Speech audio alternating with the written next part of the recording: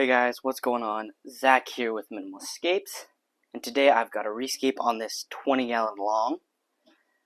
It was housing my betta fish Gus. I just want to rescape it for him because the scape that I had just wasn't set up properly for him. It just wasn't something that I think was really geared towards having a betta fish in it.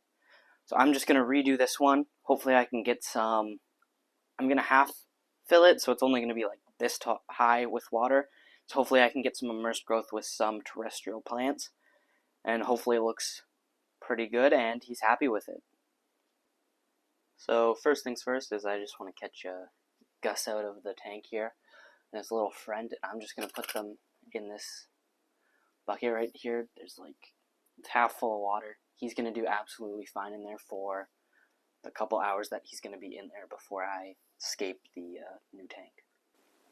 Now with Gus out, I'm just going to drain this, and then I'm just going to move it up here onto my workbench. That should make it easier.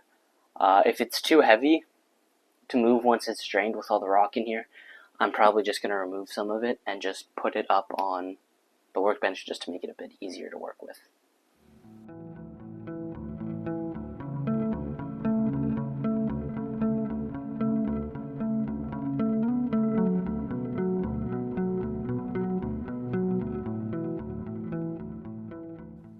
Alright, now that I've got the tank kind of half drained from where it was before, I want to just pull out all these plants right now. I'm going to try to keep them relatively separate, but they're all going to end up in the same bucket, so it's not too big a deal. But they're going to do fine in there for the, couple hours that they're going to be in there while I'm rescaping. So I'm going to use mostly, I think, the same plants in the next tank, except I think I don't have any rotella in here. I'm probably going to add some rotella, and then I'm going to also add some val to the new scape, so hopefully it works out pretty good.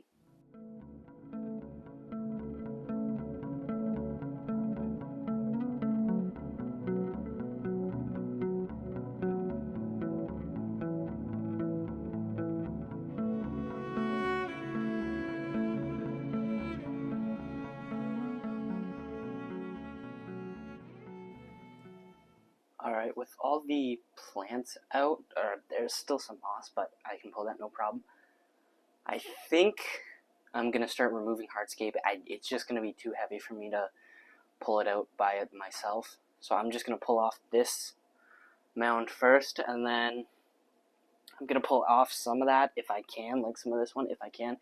I think I'm just going to kind of pull off the wood there, and then I might just pull that entire piece out because that's all attached together. So I'm not sure how this is going to work, but I'm going to try my best. I just want to finish draining it, and then I'm going to take out some of the sand, but I'm probably going to reuse most of the sand, and I'll just add in some new stuff, and then I'll get the substrate. So I'm going to pull this big chunk, and I'll show you guys, because I don't think I showed it on the channel at all. But let's see, yeah, this is all one chunk. It's a real big heavy piece of rock. There we go. Let's see, it's gonna go in this bucket here, but you can see that yellow, that's all spray foam. That's how I kind of constructed this whole thing. I'll show you once I get this other piece up, but I basically just spray foamed, I think it's 3 big rocks together, and then I just filled in that space there to create kind of like a waterfall effect. But I'll show you guys once I get it out. Now that I've got it up, sorry for the reflection, but now that I've got it up, you can see that I've spray foamed in a whole bunch of rock together, and you can see here, this is like a little plastic deli cup. I have 2 of those in this scape, and it's to create that kind of waterfall effect. And I also ran a little internal filter just as a pump, but now that's all done, and I'm gonna just take this apart, get the spray foam off. I'm just gonna use a razor scraper, and it should come off no problem. Alright, so I've removed the substrate bags from in here, so right now it's just sand. I'm just gonna push all this sand forward. I just need to go grab some topsoil right now, and I've got these little mesh bags. Just, you can kind of see them. They're right there in that Tupperware behind me. That's where his tank's gonna go. I just have the mesh bags that I want to put topsoil in, so I'm gonna go do that right now, and then I'll throw them in this media. Alright, so I'll just show you the substrate bags just so you guys kind of get an idea. It's just like a mesh bag. You can see that the roots can get through, like there's stuff still growing in them from when they were just in the tank, but it's just topsoil that I've thrown in here. I just got these off of Amazon. I think they're just like laundry, like something you'd put in your dryer and you'd put like hats and mitts and gloves in. I think there's also now stuff on there for actual substrate bags like this, so that's pretty neat. I'm just gonna pull the stuff from, I think I'm gonna go with kind of like a triangular composition for this one that kind of goes from this back corner up to this front corner here. So I'm gonna just pull the sand kind of back and forward and just plop the substrate just right in the middle. Alright, so you can see, ooh, it's really messy. Didn't realize that. You can see that this substrate bag, I've got one here and one here. There's no soil on top of them right now, or no sand, sorry, so I'm just going to dump some more sand on. I'm going to keep this old stuff. The old stuff's really good to have because of beneficial bacteria that colonizes it. This is just going to pretty much make it so that I don't have to wait like a month before putting fish into my tank. So he's going to be ready to go back in probably by tonight once I get this all scaped and finished. So new sand can just go on top. I think though that what I've got might be a slightly different shade.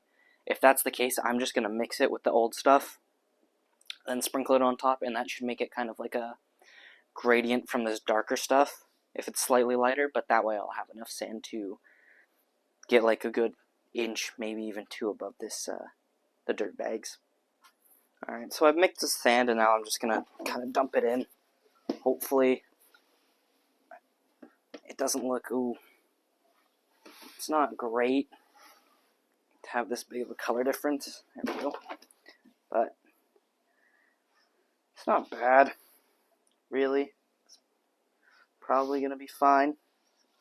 If I fill it up, it'll definitely start to match colors because it is dry right now. But as soon as I fill it up, I'm going to just mix it before I like continue on, just so that it's not color A and color B, so that it all kind of blends together and forms just one kind of mixed color. I might even just do that right now. Alright, I've mixed up all the sand. Now it's just one nice even color. It looks pretty good. The tank's gotten a little heavy, so I had planned to do the hardscape here, but I'm actually going to move it back onto the shelf. You can see right there. That's where his tank goes. It'll also help me visualize, but mostly because I'm not going to be able to move it after, I'm just going to move it now, put it on there, and I'm just going to scape on there. So hopefully that's not too challenging. I just know that the gap's not huge, but between the shelf and the top of the tank, but I shouldn't really struggle too much because it's big enough to get some rocks and wood through. So I'll just transfer that over there, clean up this tank a little bit, and I'll get you guys in a minute. Alright, now the tank is sort of back where it's going to be. I'm just going to push it back further once I get it fully scaped before I fill it up with water. But today I'm going to be using this, I believe it's Mopani wood, and then I've also got some chunks of, I believe it's grapevine. I know you're not supposed to mix pieces together, but they don't look too bad. Like, they kind of flow the same, so I don't think it'll be really a problem. I already kind of have sort of like an idea in mind that I want to try for this triangular composition, and hopefully it works. The rock I'm going to be using is just the dragonstone that I had in here before. I find that that's best for creating something that's tall that can hold terrestrial plants, like a kind of like a platform-esque thing. So I'm just going to fool around until I find a kind of composition that I like.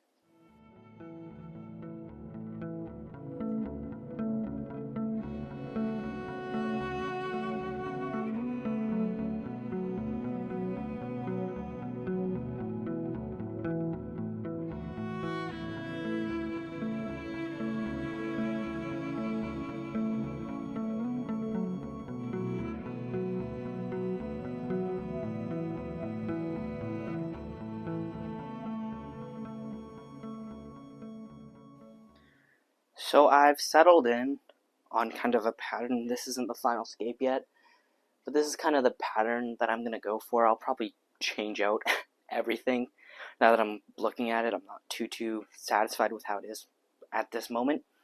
But the idea kind of is this root structure that's coming down. Here, I'll even get this a little closer so you've got like no reflection.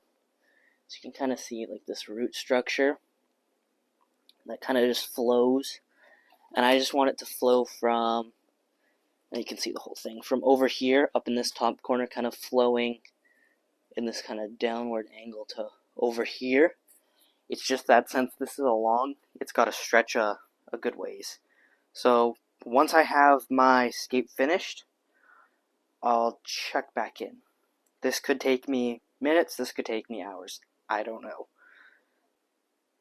Alright, so it's been about an hour and I've just kind of been fiddling around with this, and I've found something that I'm really happy with. I think I just have to fiddle around a little bit more, but before I do that, I do want to glue some of the main components down. Like over here, I'm just going to glue where all the little attachment points are, so that the wood doesn't float up and it can just stay kind of secured to the rock. And then that should be, here, get this out of the way. That should be good. Here, I'll take you above the tank so you can see. So you can see that there's a bunch of space behind for planting, and there's a whole bunch of open space over here for plants. I know that Bettas really like they like the leaves, and I found that he likes wooden structure a lot, so he can kind of rest. But so I've kind of keep it over here and kept some open space over here. But I'm just gonna glue like even in here and this to this rock, and then I'll add in some more detail rocks after. But I want to get this all glued down and secured before I add too much of the other small things. And then once I do glue it though, I have to wait. I'm gonna wait about an hour or so, maybe 2 hours before I do anything else, just to make sure it's secure. So I'll glue that and I'll check back in with you guys in about an hour. Alright, so it's been about 2 hours since I left this. I glued it and now I've let it dry. I'm really happy with how the scape turned out. I like how it looks. To me it kind of feels like it's like a tree root cracking through some rocks. It really looks good. All I've got left to do is just adding in maybe some more detail pieces and then planting. So all I'm going to do is just, I've got some more of the gravel over here from the previous scape. So all I'm going to do is just sprinkle some of that kind of in here, around the rocks, around kind of where the trees bust through to make it look like the trees have cracked through it. The roots are cracking through the rock. And then once that's done, I'll fill it up a little bit. I might fill it up all the way. I don't know. I think I'm just going to fill it up like a little bit, like maybe like an inch or two.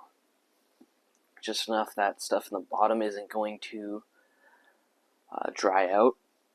So something like the Liliopsis, I believe it is, that I've got, and then the hairgrass as well, so that I can put those things in without them drying out, and then I'll fill it up all the way to get some val as well, some of the other stuff in there like the crypts. And that is probably about it. And then it's probably going to be good. I might put in the filter. If I do, I'm just going to throw the filter in the back behind the like mound. So this gravel I didn't buy anywhere. I just made it myself. It's just in a little, it's kind of big chunks right now, but I'm going to use some of the smaller ones to add some detail. Even some of the bigger chunks will add detail. It's just some of the rocks that I didn't really like the look of that I got. After, if I found that I couldn't make them work into a couple scapes, or maybe I wasn't too happy with them, you can crush up some rock and you're going to get some kind of chunks like that. And honestly, it's really useful because, here, I'll just show you. I'll just take like a clump of that and say I go like over here, and I'll just throw in like there, some clumps like that, and you can see that it kind of just looks as if the rock is kind of split and like it's fragmented off, and that it kind of looks like the tree root has just busted through there. So I'll add all this in and then I'll fill it up.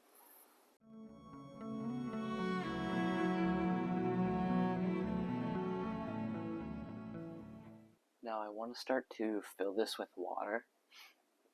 I'm just going to go to like probably here-ish, just a little bit, just so that it's just going to keep all the sand kind of moving more. I find that that's just better for planting, and that way it's not going to dry out any of the plants if I take a little bit longer.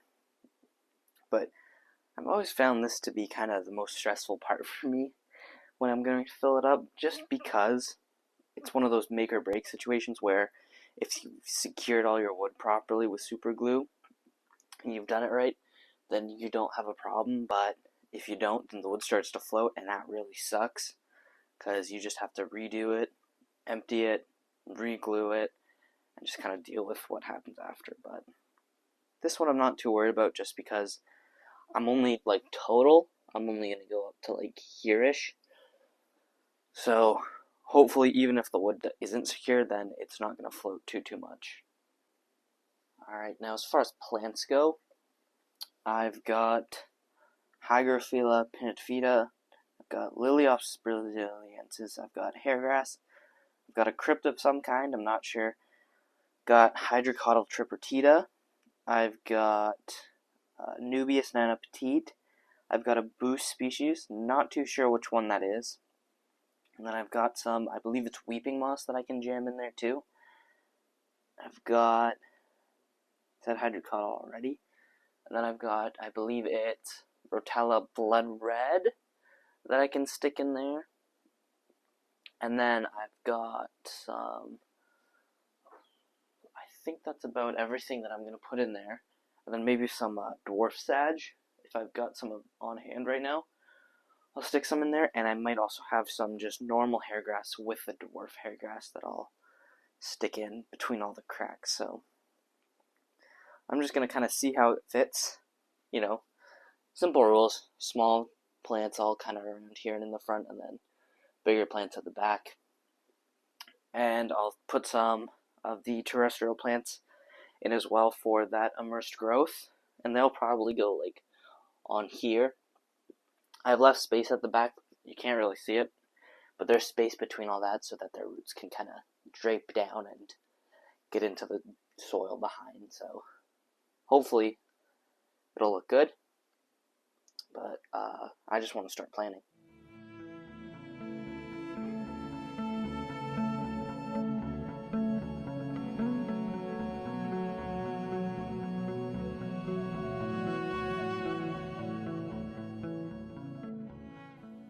So now I'm mostly done with these sort of shorter plants that are in the foreground here.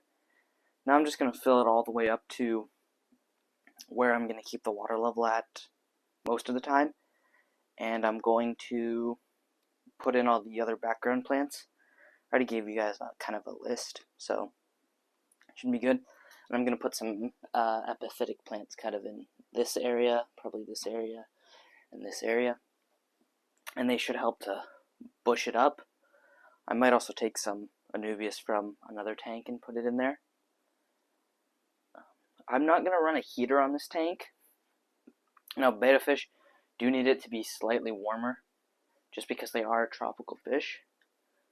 So what I do is my room is just kept at 75, so I don't have to put a heater on most of my tanks. However, if you only have one tank and you keep your house at like 60, I would recommend putting a heater on your tank. And you can even have it 80, 84. I usually don't go that warm just because I'm heating the entire room. But ideally, yeah, I would say 80 is about ideal for most tanks. And you're also going to see that there's going to be an increase in plant growth with it slightly warmer at a more ideal temperature. So now I'm just going to move on to the background, and it should look pretty good when just right after planting.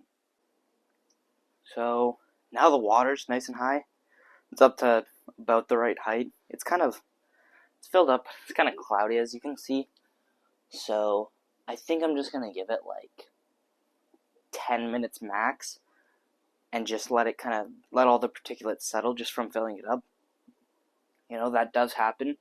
I try to avoid that by slowly filling it up, but it's something that I can't really avoid all the time, especially with some sands and stuff. But all I have to do is I'm just gonna give it 10 minutes, come back, and then I will record all the planting. So hopefully it goes well.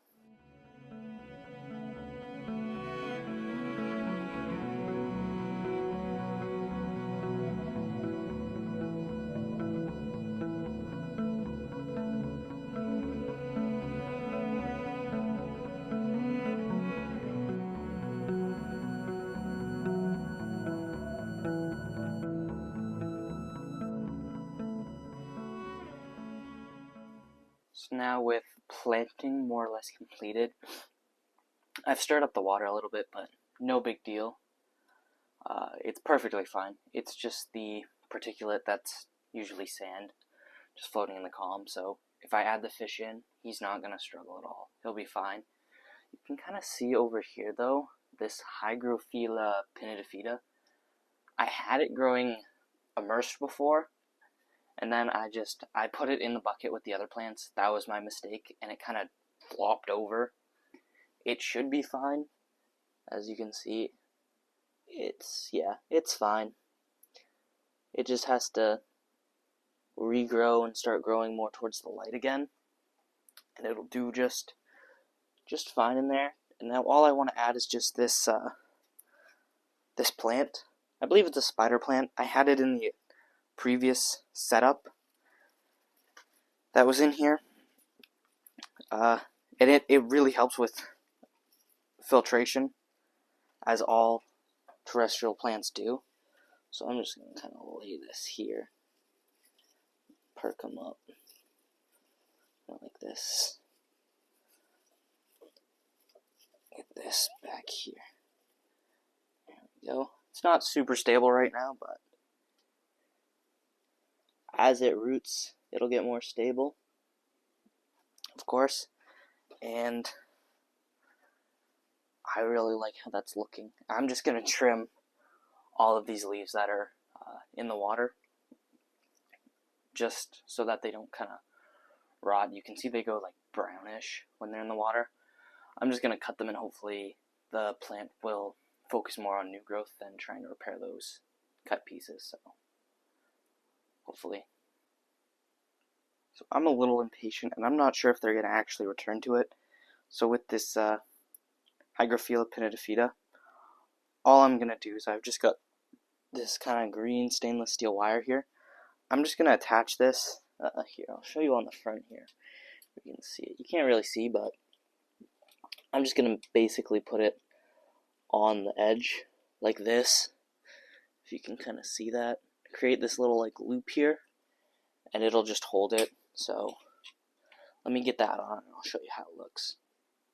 Alright, now it's on. You can't even tell it's there. It's that line right there that you can kind of see. But the light's going to be back there, so you won't even be able to see it. And then from like the front viewing panel, you just can't even tell that there's something there right now. It just looks like it's growing up naturally. I'm going to pull that wire off probably tomorrow once the stems have kind of like dried out and regained their rigidity. And I think it'll look really good.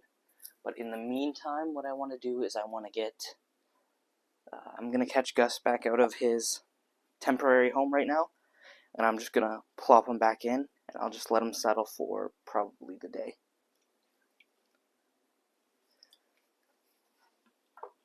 Alright, here he goes to his new home. They're probably going to hide right away just because that's just what they're going to do. He's probably going to go look for somewhere that he feels safe and protected, and then he'll come out. So I'm going to give him a day or two, and I will see you guys then, and the tank should have grown in a little bit more, and hopefully it looks good in, I'll say 2 days, 3 days maybe. So